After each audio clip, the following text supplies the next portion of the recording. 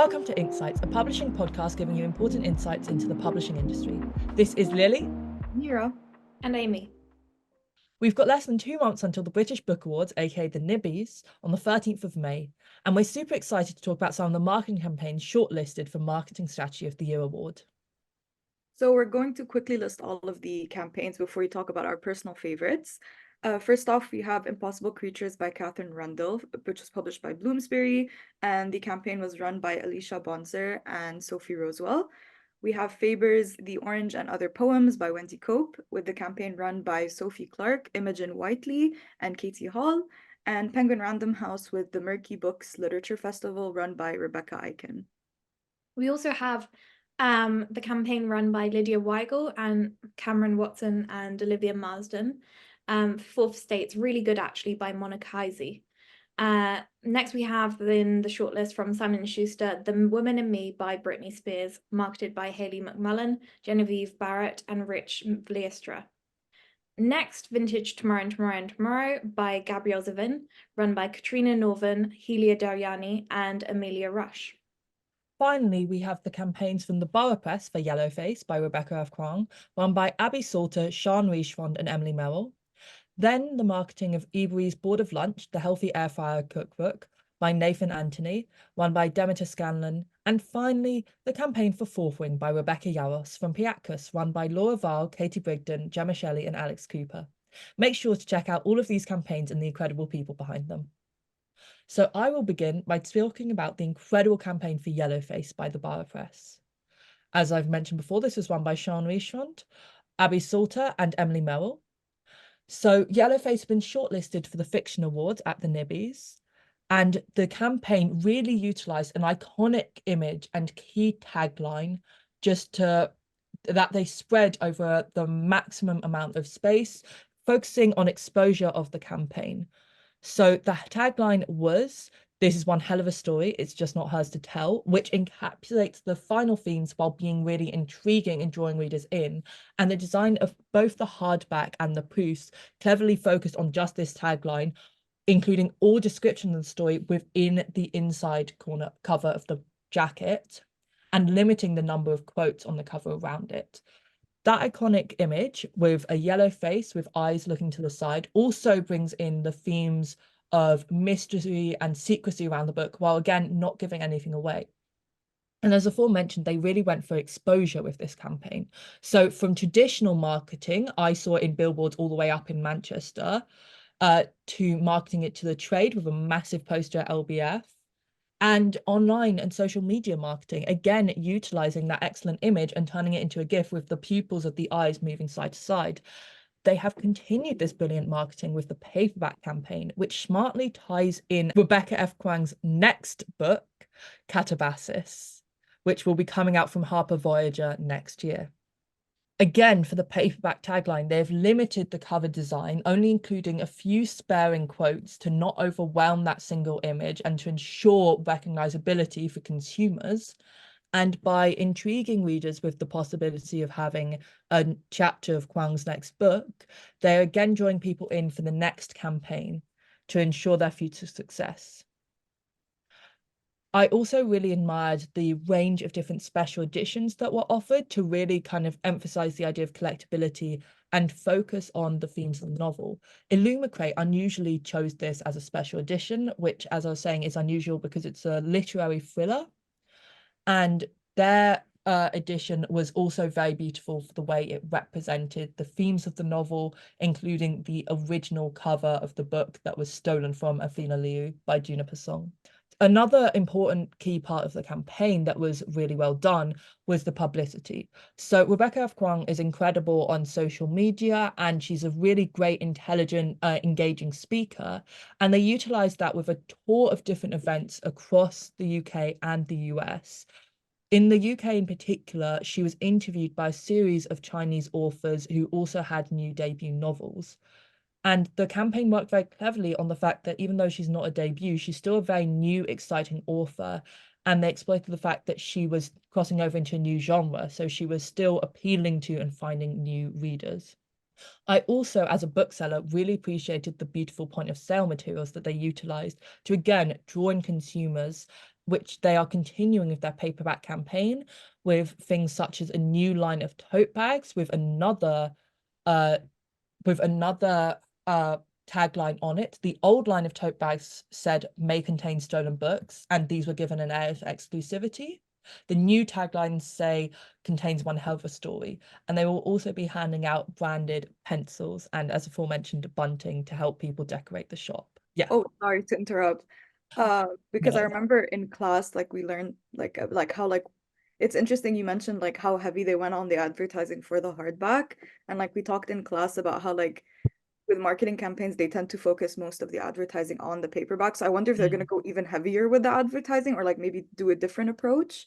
But it'll be interesting to see as like the campaign like starts rolling Yeah, out. we kind of can't know now. I mean, I knew that they would do something amazing for the paperback campaign, but even I would not have predicted that they would use it to tie in Catabasis, which is again genius. And it's a good way as well to work on the fact that she's switching genres again to kind of like slightly supernatural, more urban fantasy, but it's again a great way to bring in new readers. And as you say, I think like what's really going to help is the long tail of this advertising. So the image has already become iconic, and you'll get loads of readers now who wouldn't necessarily have been the kind of readers who'd buy a hardback, who will now get the paperback because they've heard about this book before for Yeah. ages. And I feel like adding that excerpt for catabasis, sorry, I don't know how to pronounce it correctly. Catabasis, it's an ancient Catabasis, Greek yeah. word, so no one I feel knows. like it makes like a good justification for people who have the hardback to also buy the paperback, you know, so I think I it's interesting. was firmly told I was not to buy the paperback, and then the Why? second my parents say I own too many books because they're clearly people who do not understand our way of life. I think you should buy The it. second I saw that announcement, even as a bookseller, where we're probably going to get in shop, we might even get like proofs of the extra chapter. I was like, I need to pre-order this. And interestingly, they're doing black spreads on the paperback just to give it even more specialness. And That's again, really they're going for the exclusivity where like all of the announcements are like, you can only get this at Waterstones, Foils, and Blackwell's. Like, and it's again like just really hyping up people's urgency to feel like they need to get this. So it's Mhm. working really well on like most people, like I was saying, more casual consumers might only buy the paperback. More intense consumers will probably also buy the paperback now because I mean, for me, for one, I'm like, I will re-gift it. It's an excellent book. I want everyone to have read it. Yeah, I mean, I'll probably get it once it comes out in paperback, so I can tote it around all of us if we want. Exactly. But But we should all get our own copies. No, I'm We can kidding. all just have our little crying displays.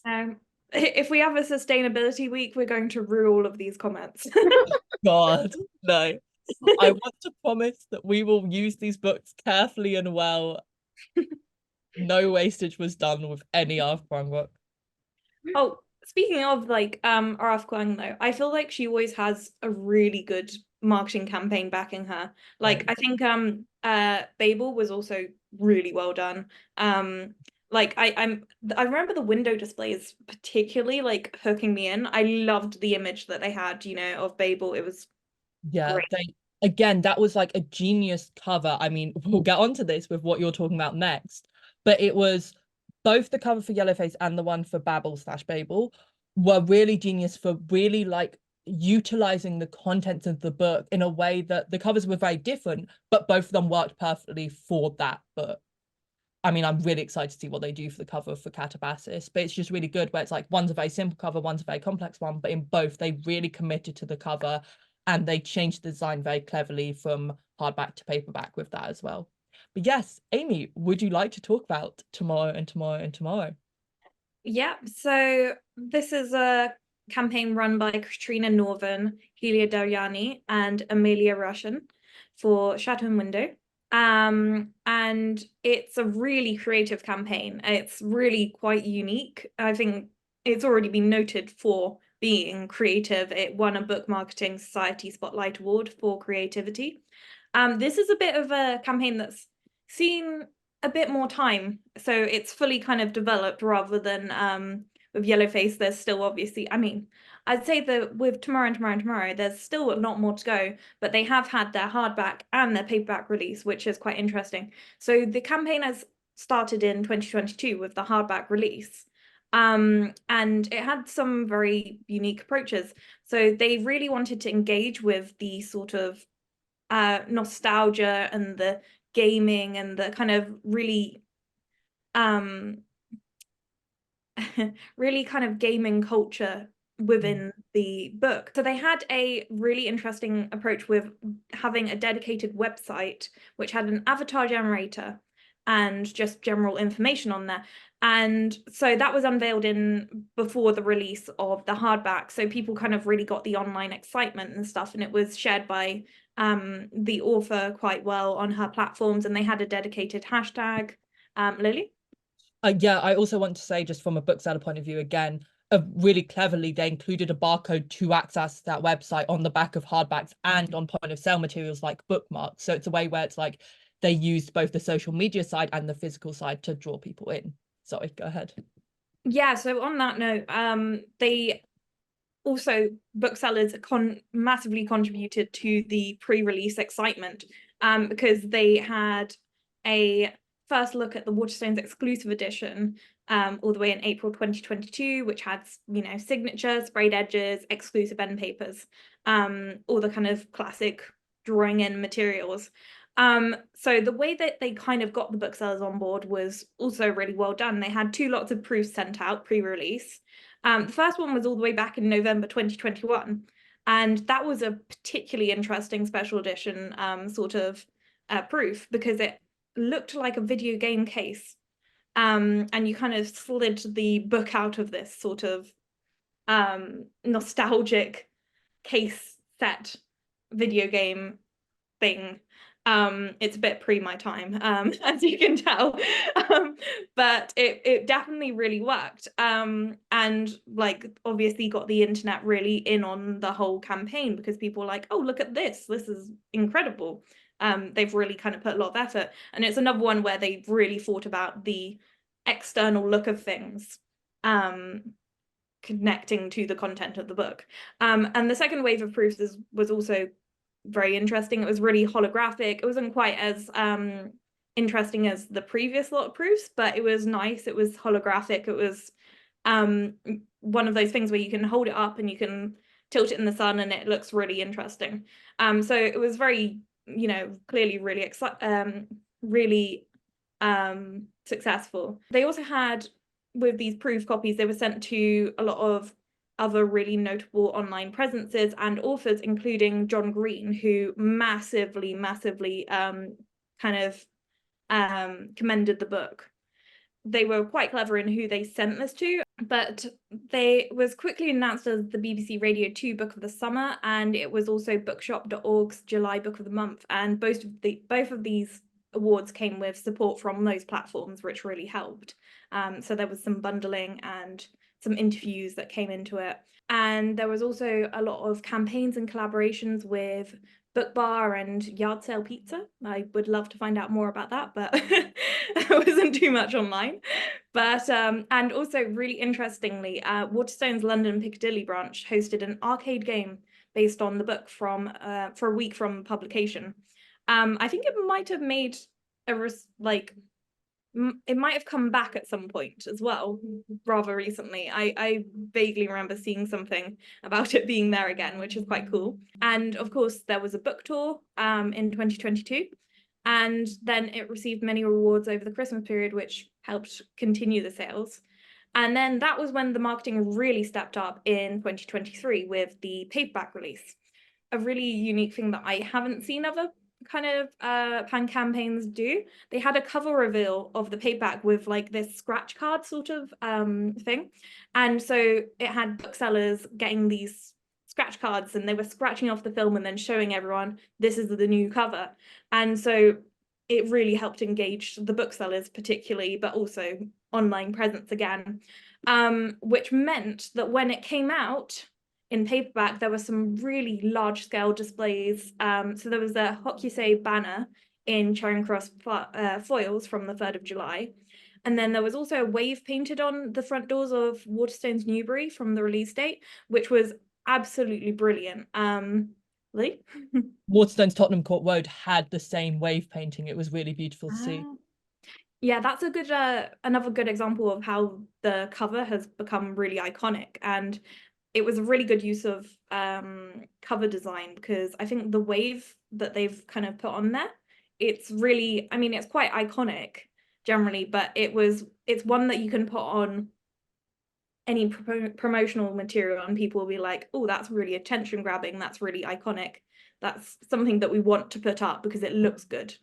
And then there was obviously a second book tour for the paperback release again, and this was when a lot of the sort of books of the month came out.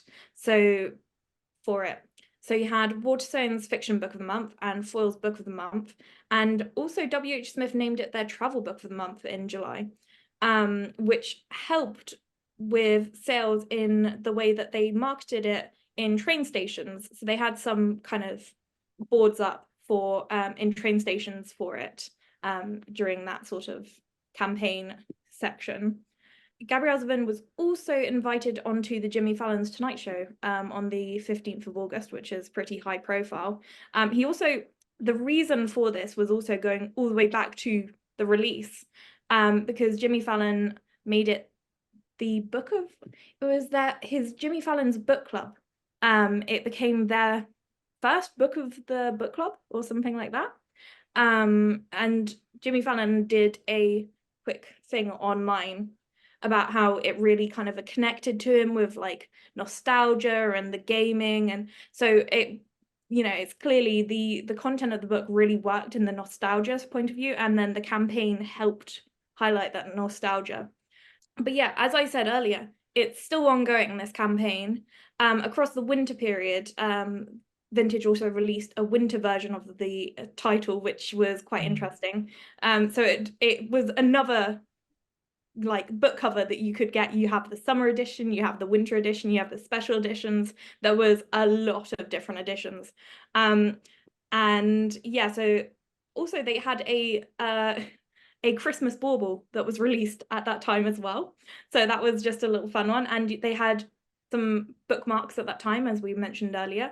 Some nice kind of silver foil ones. I think that they looked a bit like the earliest lot, the second lot of proofs.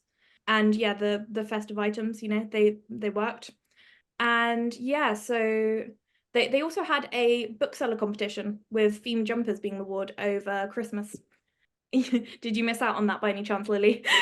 I remember seeing that. I was very bitter. Also, I'm sure you're about to mention this, but I mean, in terms of them going through the seasons, they are geniusly announcing yesterday going to be doing a competition for, well, we don't know if it's a competition yet, but they are going to be doing themed actual Easter eggs for tomorrow and tomorrow and tomorrow, which again kind of like works on the themes within the book, because like one of the characters, Sadie, absolutely hates Easter eggs within games, but I'm very excited for one. Yeah, I did see something relating to that, because they had an extract from the book on the Vintage's story.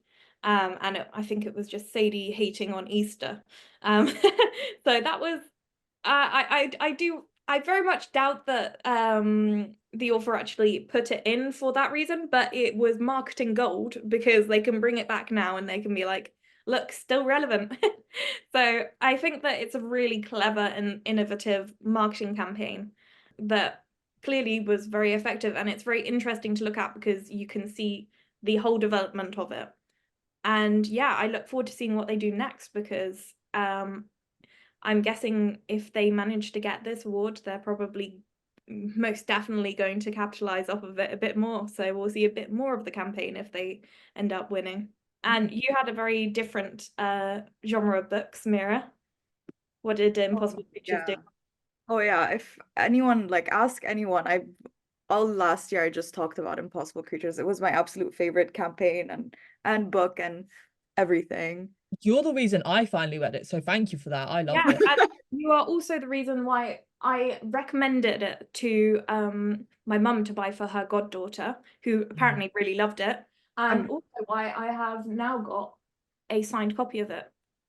Nice. I'm doing my job. I'm satisfied.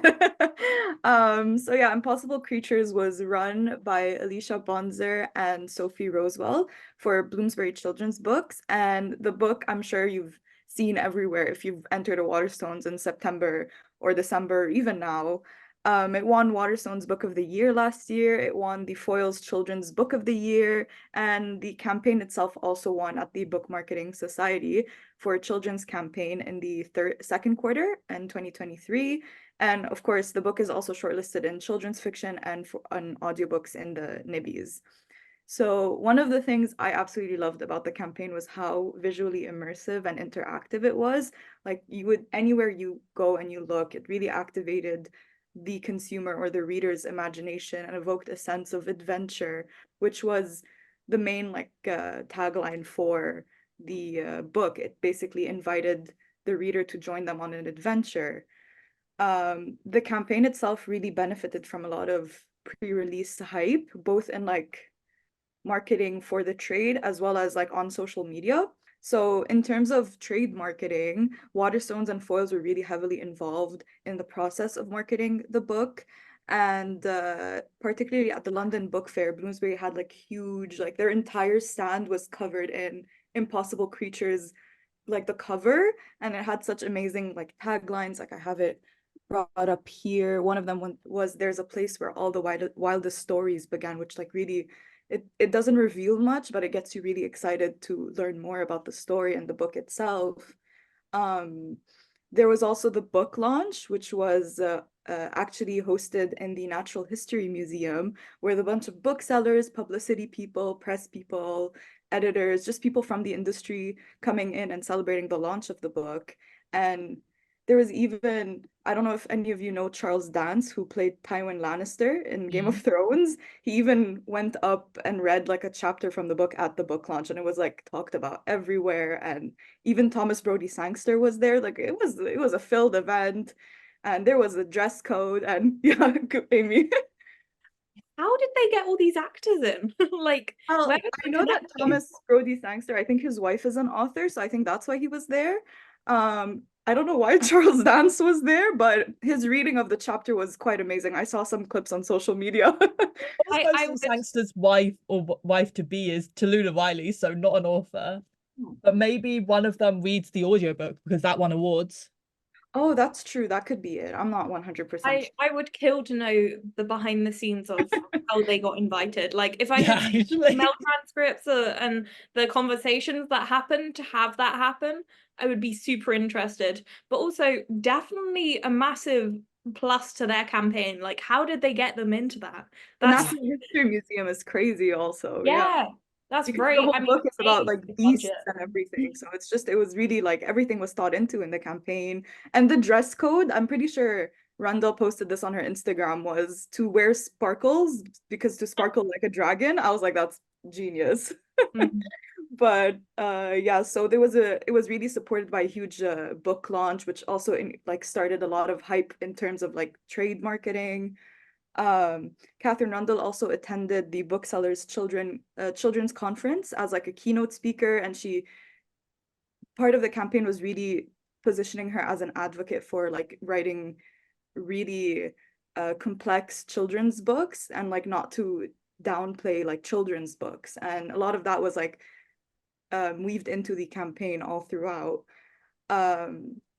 And what else? Oh yeah, and the social media buzz started all the way back in April when they released the cover, and slowly they would start posting things about the book and particularly about the endorsements. The endorsements are honestly I don't know how they got all of these endorsements. It's phenomenal. You have Michael Morpurgo, you have Neil Gaiman, Jacqueline Wilson, just really so many established children's And authors. I know Michael Morpurgo's endorsement in particular really got people to read it. Exactly, yeah. I have it right here actually. There was Tolkien, there is Pullman, and now there's Catherine Rundle. It's really positioning her as the next staple in children's books, and as they should, of course. Amy, yeah. Again, I would totally kill to see the emails and the conversations around this. Yeah, it's quite phenomenal. I think yeah, the cover itself is it's all of the endorsements. It's why I don't think you can really see it, but it's amazing. But yeah. I mean, on that note, this isn't obviously official in any particular way, but I heard it compared to Harry Potter quite often. Yeah. Just by people talking about it, because a lot of people are like, oh yeah, it's like Harry Potter in that read it as an adult. and still enjoy it. Exactly. It's really a book for everyone. Yeah, which is how I kind of definitely have suggested it to other people, because I've been like, look, if you're an adult, it's like age inclusive. That's my big takeaway from what I've heard about Impossible Creatures, because like it's one that anyone can read. Minus really, really young kids. That was really emphasized throughout the campaign, especially throughout the publicity material and all the articles, the interviews, the reviews. It really established this book as a timeless adventure for everyone to read. Like when I attended the Catherine Rundle's like book signing after it won the Waterstones Book of the Year, and it was in talk with Michael Merpugo. And honestly, there's everyone from all ages over there. It was really beautiful. But yeah, on social media, other than posting the endorsements gradually, they also posted a lot of material from inside the book, because the book in itself is quite rich. So there's a really beautiful map. So they would share the map on social media. And also there's a bestiary. So it's just like a little, like, I don't know if you can see for people watching the video. So they would post all of these on social media gradually leading up to the release. So it created a lot of social media buzz. And Catherine Rundle herself also did a bunch of reels for it. And yes. You've got to show again for the people watching the gorgeous sprayed edges on that. Oh, yes. So there was them. also a bunch of exclusive editions. So I don't know if you can see the phoenix over here. It's really gorgeous. It's just the way it blends with the cover. There was a lot of exclusive editions going around, some specifically for indie booksellers and some for Waterstones, some for foil. So also similar to Yellowface, it created like exclusivity of like getting different editions from different booksellers. And yeah, like the booksellers themselves, especially Waterstones and foils, were really heavily involved. So you can see that through the point of sale material. There was a bunch of dragon standees and plushies everywhere. And there was even, to quote the publishing post, a very large 3D model of the Archipelago, which is this like traveling dragon that went like around like the UK, I think, and finally like ended in Piccadilly Waterstones. And it's this huge dragon display, and it was really, everything was so visually immersive and engaging. It makes you want to like go into the world, you know? It was really, it was phenomenal, yeah. Yeah, I definitely saw Archipelago. Yeah. I didn't know he was called that when I saw him, but I definitely remember walking into Piccadilly during that time, looking left and seeing a massive flipping dragon off to the side of me. I was like, wow, they've invested. I really need them to sell those plushies because I would buy them immediately. I don't think Well, there's they do the Jellycat plushies that are in like similar colors to the cover went like mad over Christmas. They're so cute. There's like a black, no, a blue and red dragon. It was so adorable. It was amazing. And yeah, it also benefited from lots of billboards. They had one billboard thing called a spillboard where like a lot of the material like spilled out of the billboard, which directed people to go to Daunt Books for like the exclusive edition. And it was just a lot of it was about like getting that immersion into the world. And yeah, I think it was amazing. Catherine also went on a lot of school visits and signings across the UK to promote the book towards schools and towards children directly. And yeah, I mean, I could keep talking about it for ages, but it was really such an amazing campaign. Yeah. I remember you absolutely raving after seeing her. You said that it was like one of the best speakers that you've ever kind of sat in. Oh, it was so inspiring. And like my book, so I got a signed edition, but then I wanted it signed again, so I got it signed twice. It doesn't count till you watch it being signed. Oh, it counts twice. It's double the value now. Yeah. Oh yeah, there's a bunch of the praises over here, but yeah. And the Also, cover is gorgeous. really, you cannot stand against signings at all. The amount of Ali Hazelwood books that we signed the other day was absolutely insane.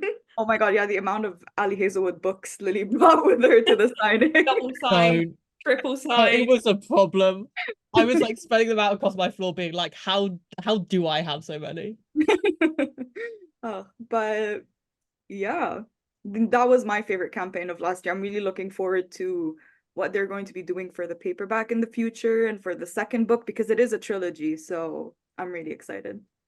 Yeah, that's really exciting actually, because I mean, obviously, with mine, Tomorrow, you've seen both the hardback and the paperback release. And they ramped it up massively for the paperback release. So I'm so excited to see what happens for like Impossible Creatures and more about what Yellowface is gonna look like as a paperback release. That's super exciting. Yeah, I feel like all of us have said, really what's amazing about these campaigns is, I mean, not only the beautiful visual elements, but just their commitment to really like showing their book and showing like the publisher's loves for these books.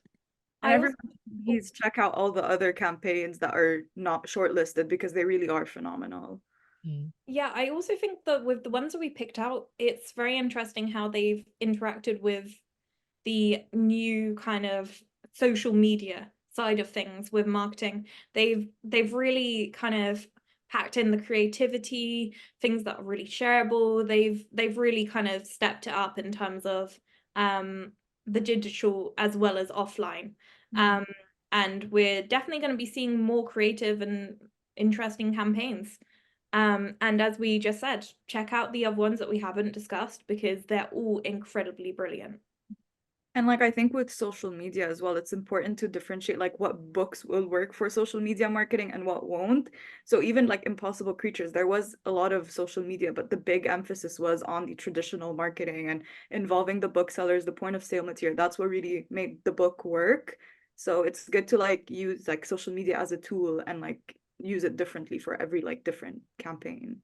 Yeah, definitely know your readers is a really impactful point for marketing. Because I mean, we were talking in class about how some publishers who obviously have very specific niche sides of what they do and what they publish might not do so well on TikTok, for example, if it's more of a literary sort of publisher, um, or they might do really well on Twitter or Instagram, or they might not, or maybe they just need to fully stick to offline. So it's really about knowing your book and knowing your campaign. So do you guys want to talk about what books you've been reading at the moment? What are you looking forward to Yeah, read? The I'd like smile to on your say faces. I swear, this is like the Do we I'm ever looking want forward to? to the we most. always do. I just want to say a final comment just as a thing is Kali Kazumi, who I spoke to, who did the campaign for Once Upon a Broken Heart, Oh the final yes. book. She was kind of talking about, and Death of a Bookseller, which was also a great campaign, and she was talking about how like if you market to everyone, you market to no one. You need to make it specific to the book you are doing, and then you'll get more general readers because people will try it out and they'll be like, oh, I love it. So yeah, right now I just finished It Came from the Closet, edited by Joe Valesi, and it's a really great collection of queer horror essays. And I'm about to read Orphea and Eurydice by Elise John, which is a gender-flipped retelling of the old myth. Ooh, that sounds interesting. I hate to go back to the marketing when we were on a roll there, but there's one thing in marketing class that really stuck with me, that you can sell a book once you've seen it 3 different times, and 3 different ways. And I think that that's really an interesting point with the sort of all these marketing campaigns. They've each clearly tried a load of different things and it's worked for them because obviously people are seeing it multiple times and eventually they go, you know what, I'm going to buy that. So I think they've done a really good job with that. Anyway, back to the book reviews. So yeah, Mira, do you want to say what book you've been reading? Oh, I thought you had I'm more, Lily. You personally didn't am have very like proud 10 of, that and you're I I will saving. take would credit have a for. lot more, not gonna lie. So I swear I read a wide variety of genres. For anyone who watched last week's episode, or not last week, I think it was 3 weeks ago, I was reading Ali Hazelwood and I'm reading Ali Hazelwood again. We just got back from the signing, so I had I to. converted her. I take I'm all reading the credit. I'm reading Bride by Ali Hazelwood. I'm already halfway through. It's so good, so different also. I've been really enjoying her more recent books. And also last month for me and Amy's book of the month, we read Mula and the Fly, which we were gifted at the London Book Fair. It's a children's picture book, published by Sweet Cherry Publishing, and it was such a breath of fresh air in the middle of all of our assignments. We literally just sat in front of FaceTime and we just read it together. It was really fun. And it also comes with a free audiobook, which I noticed a lot of children's picture books are doing at the moment. They just come with the audiobook. So yeah, it's really good. Genuinely, it felt like therapy. I sat there, Mira just read I the read entire the- story to me. I sat quietly, I looked at the pictures. It was great. But basically, I think that's what that's what it would be like if you listen to the audiobook as well. It would be a Mira curated experience. And also, Mula made an appearance at the London Book Fair. Like there were 3 mascots just walking around, and it just made my day. It was amazing. Did you get Um, pictures? I saw people taking pictures of I the didn't graphic. I didn't get a picture with them, but I did take a picture of them. Oh, You and I'm did also me take picture from behind as they walk past. yeah. I'm looking forward to reading Outspoken by Seema Samar after I am done with Bride, which is a nonfiction memoir, and it sounds really interesting. It's published by Saki. But yeah. So I was again trying to broaden my reading taste. And I picked up Richard Osman, Thursday Murder Club, the first one in that. I am about a quarter, maybe a third through. No, that's probably a quarter. And yeah, no, I'm finding it really interesting. I don't really read like crime. I know this is kind of cozy crime, which is an interesting genre. I'm sure Mira has a lot to say about cozy crime, but yeah, it was really interesting. And the reason why I got onto this was because Mira was talking about how somehow it is under the cozy genre, which was relating to the last book that I read, which I really, really loved. I can't recommend this enough. Under the Whispering Door, by TJ Klune. And yeah, I loved it. I think the blurb is really interesting, but actually what got me really into this book was going back to the marketing, looking at the praises for TJ Klune. And I was looking at V. Schwab's one. She's literally my favorite author. And she was like, I loved it, like being wrapped in a big gay blanket. And I was like, that's intriguing. I want to read that. Who I wouldn't want want to read to in a big that? blanket that is gay. So I was like, okay, I'll give it a go. And I absolutely loved it. There was a great romance in it, which I obviously wasn't expecting from the blurb until I read the acknowledgements, and I was like, that sounds good. And it's really good. It's really comforting. It's like it's sad and happy and it's all of the emotions. It's the closest I've gotten to crying about a book. Maybe slightly impacted by the fact that I was stressed over assignments, but it was very close to tears with this one. And yeah, it's about death, life, making the most of life and the most of death. It's changing yourself and, reinventing yourself. It's a really comforting story, and it basically says you have time to change. But yeah, so Lily, do you have any more books you want to share, or you're good? Oh, I can't start getting ones. Oh, actually. I felt it bubbling in you. Yes.